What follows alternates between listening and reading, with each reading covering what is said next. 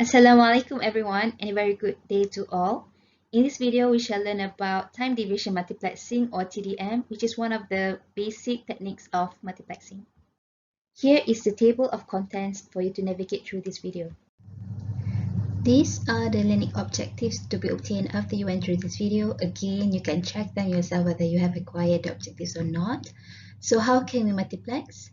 In the previous video, I already explained what is multiplexing. Again, let's quickly recap. I expect for you to know this by heart by the end of this series of multiplexing videos. Yeah. Multiplexing is basically a set of techniques that allows the simultaneous transmission of multiple signals across a single data link. In this video, we shall learn about one of the three basic multiplexing techniques, and that is the time division multiplexing, shall we refer to as TDM from now on. TDM is a digital multiplexing technique for combining several low-rate digital channels into one high-rate channel, or in other words, it is a digital process that allows several connections to share high bandwidth of a link. A particular case of TDM, which we will discuss further, is known as synchronous TDM. It is commonly used for multiplexing digitized voice streams and data streams. Another type of TDM seeks to improve on the efficiency of synchronous TDM by adding complexity to the multiplexer. It is known by a variety of names, including statistical TDM, asynchronous TDM, and intelligent TDM. In this video, we shall use the term statistical TDM, which highlight one of its main properties. Here in this slide, you can see that there are three basic techniques of multiplexing, and one of them which will be discussed in this video is TDM. This technique is typically designed for digital signals. The TDM is used for circuit mode communication, typically in telephone line systems such as ISDN, which stands for Integrated Services Digital Network, and in PSTN, or Public Switch Telephone Network. TDM is a digital process that allows several connections to share the high bandwidth of a link. Instead of sharing a portion of the bandwidth as in FDM, time is shared. Each connection occupies a portion of time in the link. Figure below shows a conceptual view of TDM. Note that the same link is used as in FDM. Here, however, the link is shown sectioned by time rather than by frequency. In the figure, portions of signals 1, 2, 3 occupy the link sequentially. Also note that in this figure, we are constant with only multiplexing, not switching.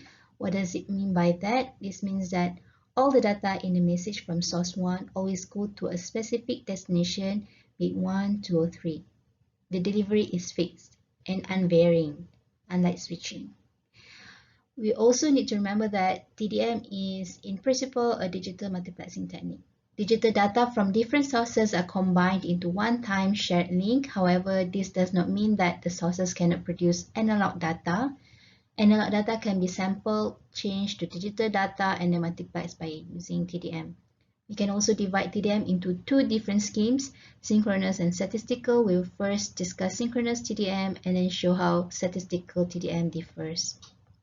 In synchronous TDM, each input connection has an allotment in the output, even if it is not sending data. The data flow of each input connection is divided into units, like you can see here, A1, A2, B1, B2, and so on, where each input occupies one input time slot. A unit can be one bit, one character, or even one block of data. Each input unit becomes one output unit and occupies one output time slot. However, the duration of an output time slot is n times shorter than the duration of an input time slot. If an input time slot is t second, the output time slot is t over n second, where n is the number of input connections. In other words, a unit in the output connection has a shorter duration, so it travels faster. So can you see what is the value of n in this figure? In this figure, it shows an example of synchronous TDM where n is 3. Here, a round of data units from each input connection is collected into a frame. If you have n connections, a frame is divided into n time slots, and one slot is allocated for each unit, one for each input line. If the duration of the input unit is t, the duration of each slot is t over n, and the duration of each frame is t. Time slots are grouped into frames. A frame consists of one complete cycle of time slots with one slot dedicated to each sending device. In a system with n input lines, each frame has n slots, with each slot allocated to carrying data from a specific input line.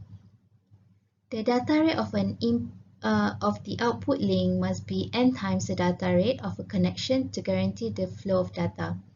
In this figure, the data rate of the link is 3 times the data rate of a connection. Likewise, the duration of a unit of a connection is 3 times that of the time slot or duration of a unit on the link.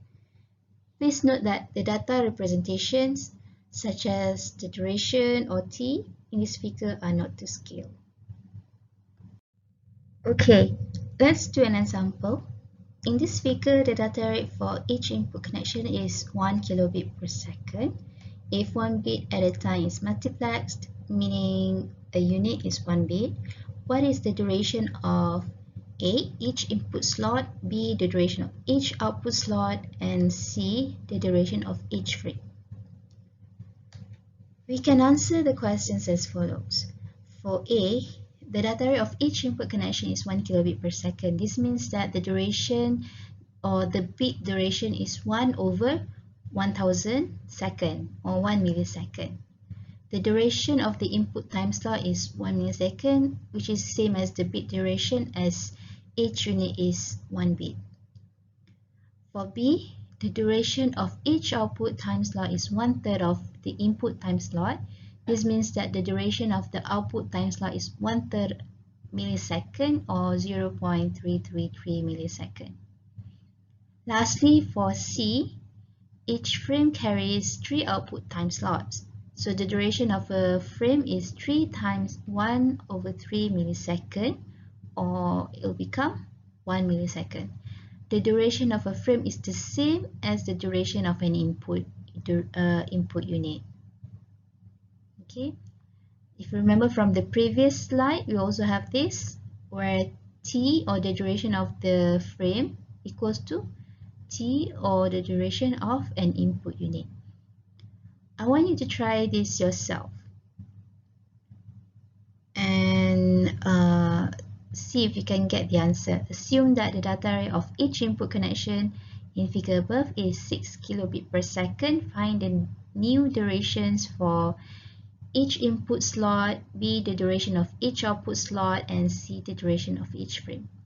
For this topic, I shall stop here and continue on another video. Otherwise, it will be too long and it will be too saturated.